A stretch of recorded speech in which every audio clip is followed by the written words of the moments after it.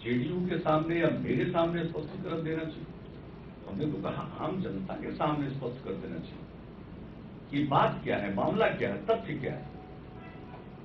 यह बोलना कि मुझे फंसाया जा रहा है अपने समर्थकों के लिए तो ठीक है, कोई बोलता है राजनीति में रहने वाला, तो उसके लिए समर्थकों के लिए तो बात हो जाती है। हम माइनर हैं, कुछ भी हो, ये सब समर्थकों के लिए।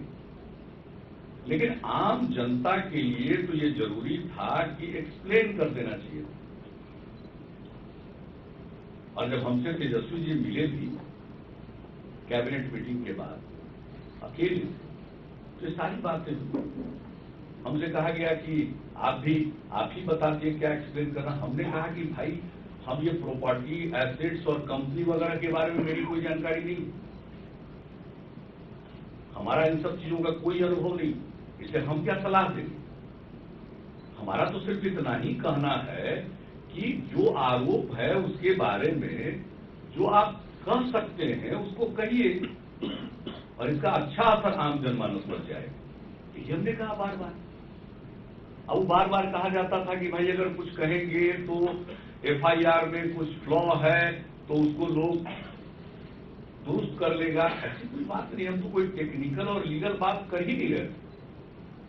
हमने तो कहा फैक्चुअल करने की बात और आम जनता के बीच मीडिया के माध्यम से प्रकट कर दीजिए और इसका लाभ होगा महागठबंधन। लेकिन इसके लिए लोग तैयार नहीं। अब तैयार इसलिए नहीं थे कि लगता है कि कुछ स्पष्टीकरण देने की उनकी कोई स्थिति ही नहीं थी। और उसके बाद हम लोगों के पार्टी के लेजिस्लेचर पार्टी की मीटिंग नहीं थी पहले से, लेकिन यह था कि 26 को होगा कि 27 को होगा ये तय नहीं था। लेकिन जब 26 तारीख को आरजेडी लेजिस्लेचर पार्टी की मीटिंग हुई दिन में 12 बजे और जो बात सामने आई तो जब अखबार में आ गया 25 तारीख को कि उनकी मीटिंग होने वाली है 12 बजे, तब फिर हमारे पार्टी के चीफ व्हिप इन लोगों ने कहा, हमने कहा आप भी 26 की शाम में बुला लीजिए तो कम से कम स्थिति भी फिर स्पष्ट हो जाएगी। दिन के उनकी मीटिंग के बाद जो उनकी बात सामने आएगी उस रोशनी में हम लोग अपने पार्टी में डिस्कस करेंगे और इसलिए सामने मीटिंग रख दी गई। अब जो बात आई उस दिन लेजिस्लेचर पार्टी के बाद वही पुरानी बात आई। हम तो इस्तीफा मांग नहीं रहे थे, इस्तीफा नहीं देंगे, मीडिया में बात जरूर आ रही थी देना चाहिए, बहुत लोग मांग कर रहे थे, भी गलत बात है। लेकिन उसके बाद स्पष्टीकरण के बारे में कह दिया, जो भी कहना होगा हम लोग उपयुक्त स्थल पर कहेंगे। तो ये कुल मिलाकर स्थिति यह आ गई कि साथ इसके बाद असेंबली का सेशन होने वाला है और अब तो हम लोगों को निर्णय लेना पड़ेगा।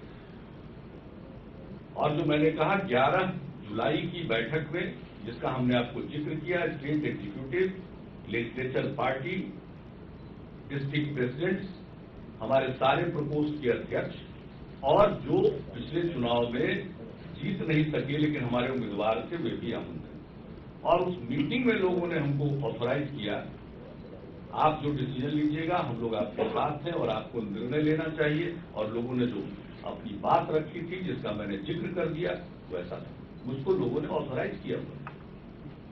और तब जब लेजिस्लेचर पार्टी की मीटिंग हमने बुला ली और पूरी स्थिति 6 बजे उस मीटिंग में हमने फिर से सारी बात रख दी कि यह स्थिति आई है। और अब मेरे मन में ये बात आ गई है कि भाई अब हम इस सरकार को नहीं चला सकते, इसलिए मैं त्याग पत्र देना चाहता हूं। मेरे विधायक दल ने पूरे तौर पर इसको इंडोर्स किया और तब त्याग पत्र देने के बाद हमको इस निर्णय के बाद त्याग पत्र लिखने के बाद हमने बातचीत की राष्ट्रीय जनता दल के अध्यक्ष श्री लालू प्रसाद जी से और हमने बात की कांग्रेस के बिहार के प्रभारी श्री सीपी जोशी से, जो कि हमेशा जब भी महागठबंधन बना उस दौर में सीपी जोशी जी ही कांग्रेस के केंद्रीय नेतृत्व की तरफ से आते थे। तो हमने दोनों व्यक्तियों को कह दिया कि अब मेरे लिए संभव नहीं है सरकार चलाना इस रूप में, इसलिए हम त्याग पत्र देने जा रहे हैं। अब इस बात को सुनने के बाद किसी को कुछ कहना रहता है, 2 लाइन करते हैं कि अरे ऐसा क्यों, ये सब बात होती है। लेकिन हमने दृढ़तापूर्वक ये कह दिया कि अब इतने दिनों तक हमने इंतजार किया 20 महीना से भी ज्यादा हो गया, 1/3 से भी ज्यादा समय हमने चला दिया।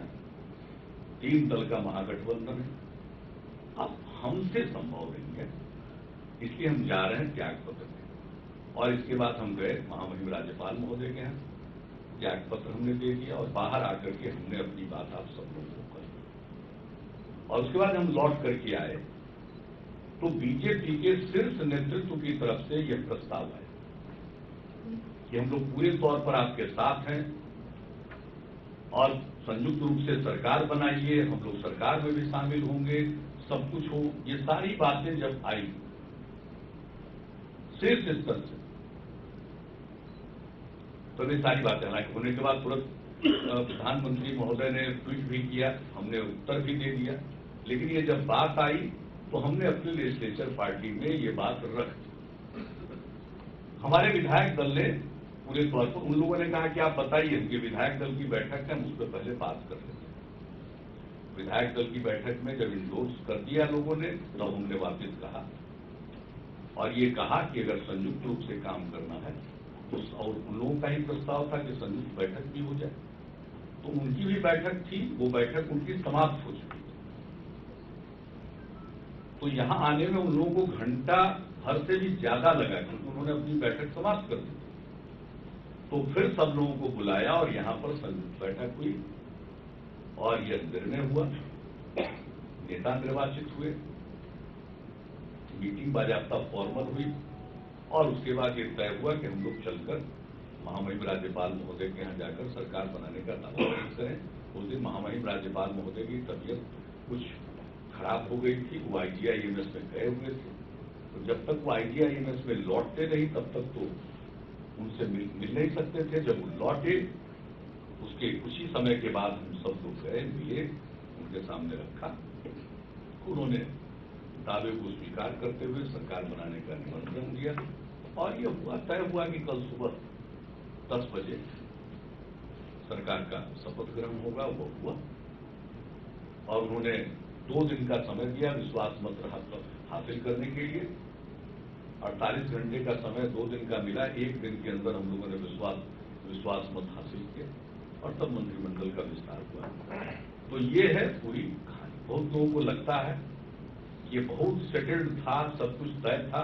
अब वो आप सोचिए, घटनाएं इतनी तेजी से घटी हैं और यह सब कुछ हुआ, तो ऐसी स्थिति में जो भी निर्णय हुआ, और हम तो देखते थे अपने पार्टी के लोगों को, विचार सुनते रहते थे, लोग उबे हुए थे। और कल मैं बताता हूं, सबसे पहले हमारे पार्टी के अल्पसंख्यक प्रकोष्ठ की बैठक यहाँ थी। 1000 से ज्यादा हमारे अल्पसंख्यक प्रकोष्ठ के साथी आए, प्रखंड स्तर पर जो अल्पसंख्यक प्रकोष्ठ के अध्यक्ष हैं वो भी आए थे और जिला स्तर पर सारे लोग, और जो हमने लोगों का मुंह देखा, भाई हम तो एनडीए में भी पहले थे, उस समय से लोग साथ, वो अपनी भूमिका देखते थे, समाज में प्रेम और सद्भाव स्थापित करने के लिए, अल्पसंख्यकों के कल्याण के लिए जो काम किया है, तो सब के सब लोग बिल्कुल ही इस बात से खुश थे। तो जो हमारी पार्टी की इकाइयां हैं उसमें इस बात को लेकर प्रसन्नता है कि यह हुआ, और आज तक अब जब ऐसा होता है तो हमको मालूम है, अगर हम चुपचाप झेलते रहते तो हमें तो जवाब देना पड़ता है कि भ्रष्टाचार के मामले में आपका क्या रवैया, और हम जानते थे अगर दूसरा निर्णय लेंगे तो लोग कहेंगे महागठबंधन था और सेकुलरिज्म की बात तो। तो मैंने तो हाउस था, उस जुम्मे का दिन था, इसलिए समय नहीं था, हमने संक्षेप में ही जो जरूरी बातें थी हमने कर दी। सेकुलरिज्म एक विचार है और हमें किसी के सर्टिफिकेट की जरूरत नहीं। जब भाजपा के साथ एनडीए की सरकार थी तो अल्पसंख्यकों के कल्याण के लिए जितने काम हुए हैं, जरा बता दे गिन करके कि अगर उतने काम कहीं हुए हो, और इस काम को हम आगे बढ़ाते रहे, एनडीए नहीं भी रहा तब। भागलपुर में दंगा हुआ था और साहब लोगों को ऊपर फाइनल रिपोर्ट सबमिट किया गया था। हम तो जब निकले थे न्याय यात्रा में तो वहां मालूम हुआ कि बहुत लोगों के मन में एक दुख है और तकलीफ है।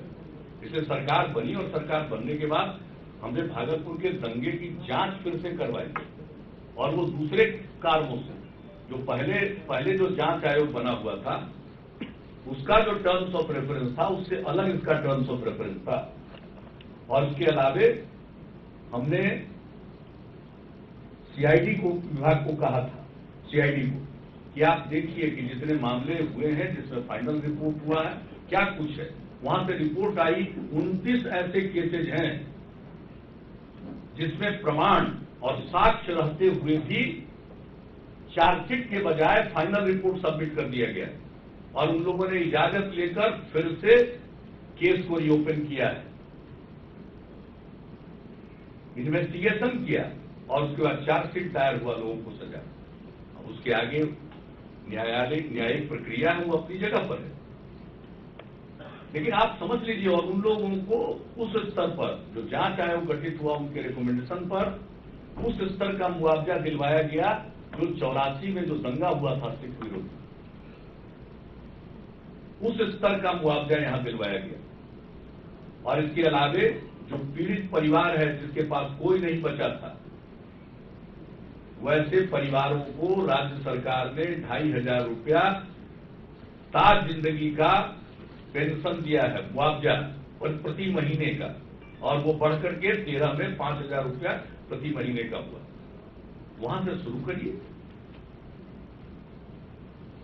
अल्पसंख्यक महिलाओं के लिए हुनर की योजना, उसके साथ औजार देना, पूरे बिहार के कब्रिस्तानों का सर्वेक्षण कराकर 8024 कब्रिस्तानों को चिन्हित करके राज्य की योजना बनी कि हम कब्रिस्तान की घेराबंदी कराएंगे।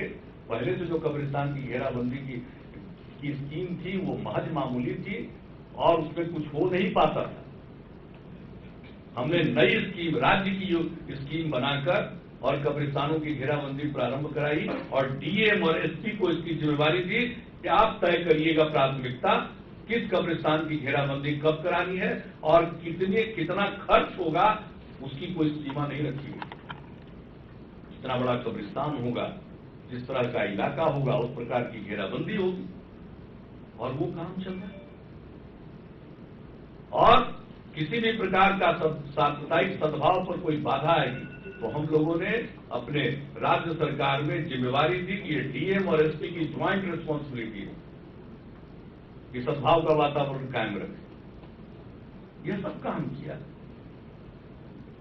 अल्पसंख्यक के लड़की लड़कियां बहुत कम संख्या में मैट्रिक फर्स्ट डिवीजन से पास करती थी। हमने स्कीम बनाई 2400-2500 से ज्यादा नहीं, और जब हमने 10,000 रुपया का उनको इनाम देने का फैसला किया कि जो फर्स्ट डिवीजन से पास करेगा, राशि देने का फैसला किया, तो उसके बाद 3 साल के अंदर ही